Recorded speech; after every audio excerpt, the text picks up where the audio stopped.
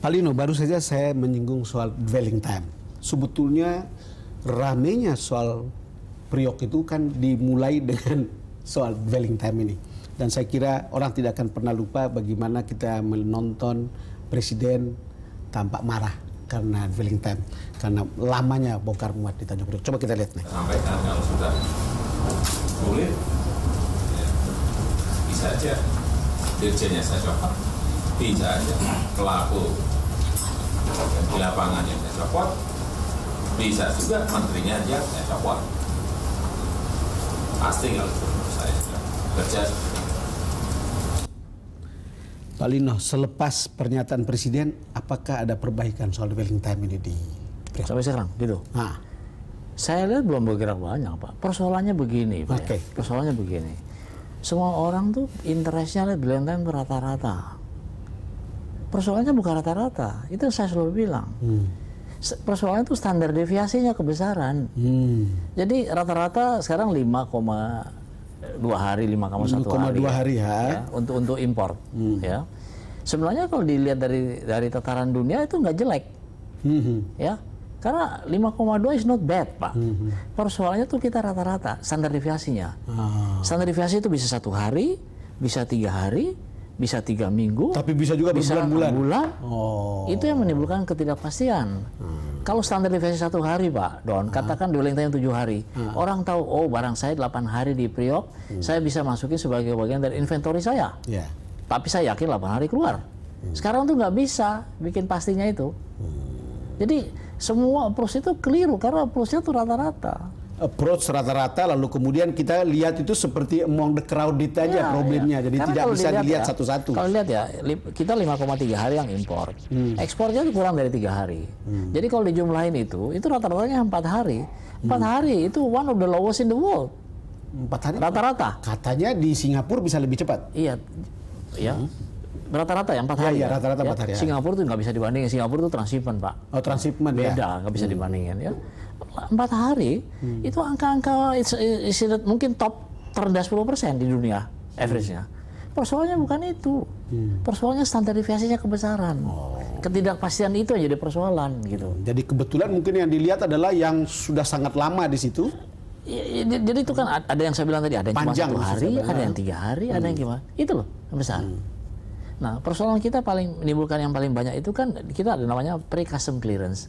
Sebelum barang itu dikeluarkan, orang menyiapkan dokumen. Betul. Saya dulu dan sekarang saya tetap mengusul supaya Bea Cukai ini bisa izinkan orang-orang itu menyampaikan dokumen sebelum kapal masuk. Sebelum kapal masuk sudah sampaikan jadi dokumen. katakan ya, ini pre-custom clearance itu 3,6 hari.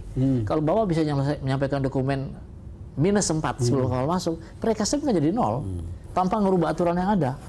Nah, tapi selama ini yang boleh nyampaikan itu hanya jalur prioritas. Mestinya semua dikasih kesempatan yang sama gitu, kasihkan itu.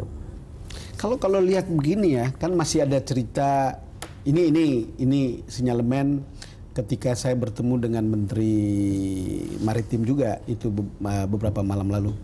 Cerita bahwa itu masih banyak mafia di Priok itu yang kemudian membuat itu jadi ada yang duluan, ada yang belakangan, ada yang mestinya duluan tapi kemudian tidak dilayani karena kemudian orang butuh bayar.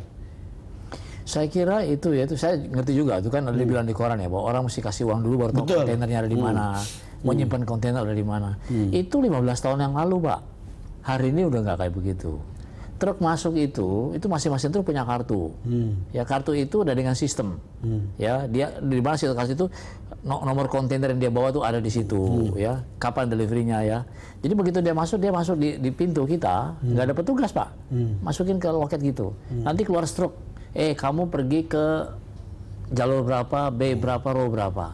Sampai di sana operator yang di atas itu juga diperintah dengan sistem untuk ngambilnya simpennya di mana. Nggak ada interaksi orang. Tapi apa yang membuat ada cerita ada 3 tersangka sekarang? Di mana? Yang soal dwelling time di Pelabuhan Tanjung Priok ini. Nah, sekarang di perdagangan kan ada 3 tersangka.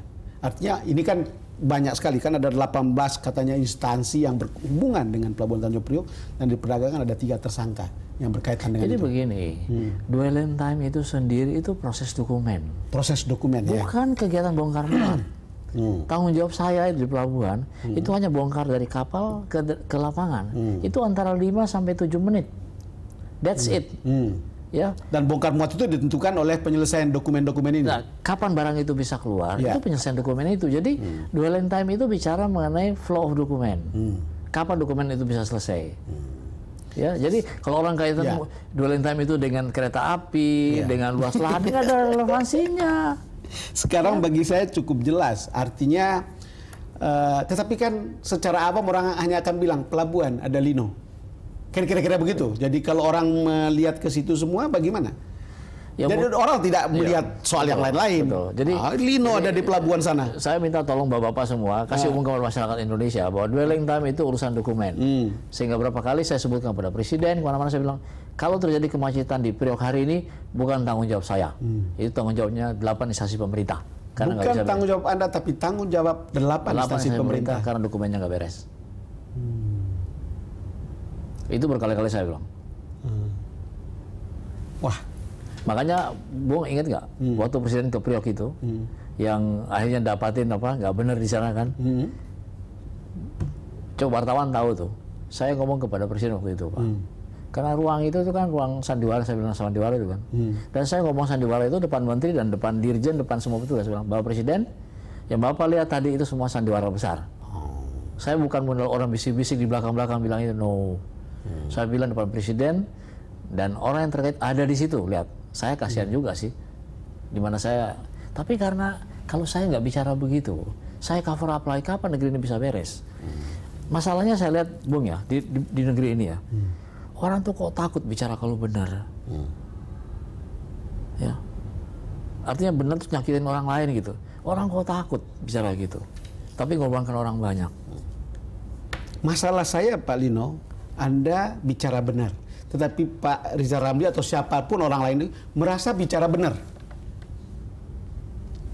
Titik temunya ada di mana? Jadi ini kan cerita-cerita yang menurut saya tidak pernah bayangkan dulu bahwa akan ada perdebatan terbuka kayak begini.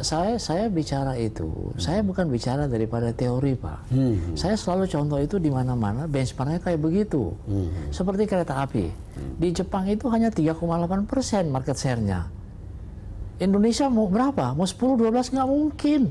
3% aja udah istimewa. Di Rotterdam, di Antwerpen nggak ada lagi kereta api di rel dermaga.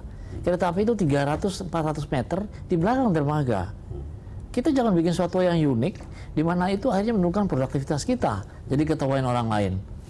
Jadi saya bicara itu bukan sesuatu teori, ini fakta real. Makanya saya bilang itu, jangan jadi bangsa kaca spion.